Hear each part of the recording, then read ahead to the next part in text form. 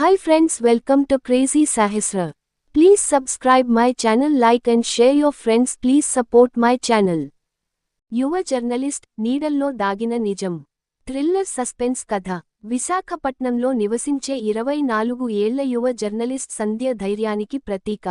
ఆమె పనిచేసే న్యూస్ ఛానల్లో అవినీతి, నేరాలు, రాజకీయ కుట్రలపై ప్రత్యేక కథనాలు చేస్తూ మంచి పేరు సంపాదించింది. ఒక వర్షపు రాత్రి సంధ్యకు తెలియని నంబర్ నుంచి కాల్ వచ్చింది. నీకు ఒక పెద్ద స్టోరీ కావాలా అని అటువైపు వ్యక్తి నెమ్మదిగా అడిగాడు. ఎవరు మీరు? సంధ్య ప్రశ్నించింది. అది ముఖ్యం కాదు. నగరంలో 5 ఏళ్లుగా కనిపించకుండా పోతున్న వారి వెనుక ఉన్న నిజం తెలుసుకోవాలంటే రేపు రాత్రి పాత పోర్ట్ గోదాముకు రా అని చెప్పి కాల్ కట్ అయింది. సంధ్యకు ఆసక్తి కలిగింది. గత 5 ఏళ్లలో నగరంలో కొందరు వ్యక్తులు అదృశ్యమయ్యారు.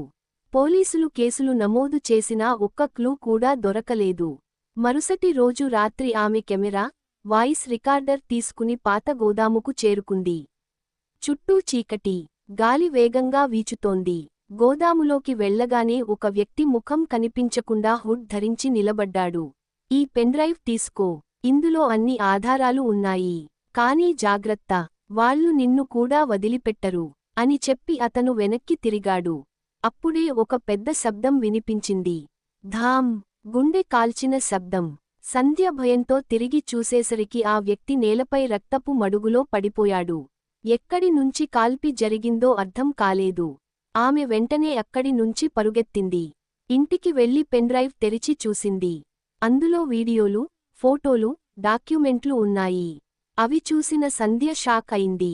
నగరంలోని కొంతమంది ప్రముఖ వ్యాపారవేత్తలు, రాజకీయ నాయకులు కలిసి ఒక రహస్య నేర ముఠాను నడుపుతున్నారు. వారికి వ్యతిరేకంగా నిలిచిన వారిని కిడ్నాప్ చేసి హత్య చేస్తున్నట్లు ఆధారాలు ఉన్నాయి.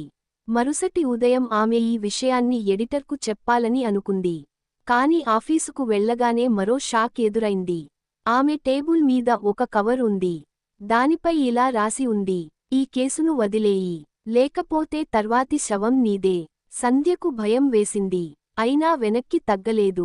ఆ రాత్రి ఇంటికి వెళ్తుండగా ఒక నల్ల కారు ఆమెను వెంబడించింది. ఆమె వేగంగా బైక్ నడిపి ఒక రద్దీ ప్రాంతంలోకి వెళ్లి తప్పించుకుంది. ఇప్పుడు విషయానికి చాలా ప్రమాదకరంగా మారిందని ఆమెకు అర్థమైంది. ఆమె తన స్నేహితుడు, సైబర్ నిపుణుడు అర్జున్ సహాయం తీసుకుంది. అర్జున్ పెన్డ్రైవ్లోని డేటాను పరిశీలించాడు. అందులో ఒక వీడియో ప్రత్యేకంగా కనిపించింది. ఆ వీడియోలో ఒక పాత బంగ్లాలో రహస్య సమావేశం జరుగుతోంది. గోడపై ఒక గడియారం కనిపించింది. అర్జున్ జూమ్ చేసి చూడగా గడియారం కింద ఒక అడ్రస్ రాసి ఉంది. అది నగర శివార్లలో ఉన్న ఒక పాత భవనం. సంధ్య, అర్జున్ ఇద్దరూ అక్కడికి వెళ్లారు. ఆ భవనం చాలా కాలంగా మూసివేసినట్టే కనిపించింది. కానీ లోపలికి వెళ్లగానే నేల కింద ఒక రహస్య గది కనిపించింది. అక్కడ పాత ఫైళ్లు, కంప్యూటర్లు ఉన్నాయి. ఒక మూలలో దుమ్ము పట్టిన ఫోటో కనిపించింది. ఆ ఫోటో చూసి సంధ్య ఒక్కసారిగా స్తంభించింది. ఫోటోలో ఉన్న వ్యక్తి మరెవరో కాదు, ఆమె ఛానల్ ఎడిటర్ రాఘవ్. అతను ఆ నేర ముఠా సభ్యులతో కలిసి ఉన్నాడు. ఇది ఎలా సాధ్యం అని సంధ్య ఆశ్చర్యపోయింది. అప్పుడే వెనుక నుంచి ఒక స్వరం వినిపించింది. అవును, నువ్వు నిజం తెలుసుకున్నావు. సంధ్య వెనక్కి తిరిగి చూసింది. అక్కడ నిలబడి ఉన్నది రాఘవే. అతని చేతిలో తుపాకీ ఉంది. నువ్వు చాలా తెలివిగా విచారణ చేశావు. కాని ఇక్కడితో నీ కథ ముగుస్తుంది అని రాఘవ్ నవ్వాడు. సంధ్య, అర్జున్ వెనక్కి అడుగులు వేశారు.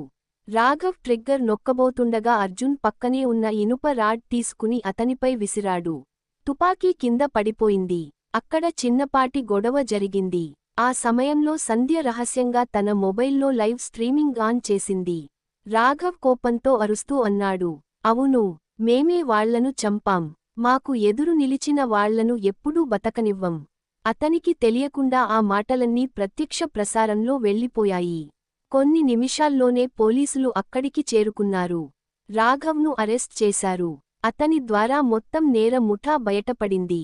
నగరంలో ఏళ్లుగా అదృశ్యమైన వారి కేసుల వెనుక ఉన్న నిజం వెలుగులోకి వచ్చింది. కొన్ని రోజుల తర్వాత సంధ్య చేసిన దర్యాప్తు దేశవ్యాప్తంగా సంచలనం సృష్టించింది. ఆమెకు ఉత్తమ జర్నలిస్ట్ అవార్డు లభించింది.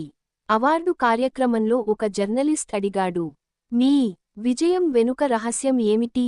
సంధ్య చిరునవ్వుతో చెప్పింది. నిజం ఎప్పుడూ చీకట్లో దాక్కుంటుంది.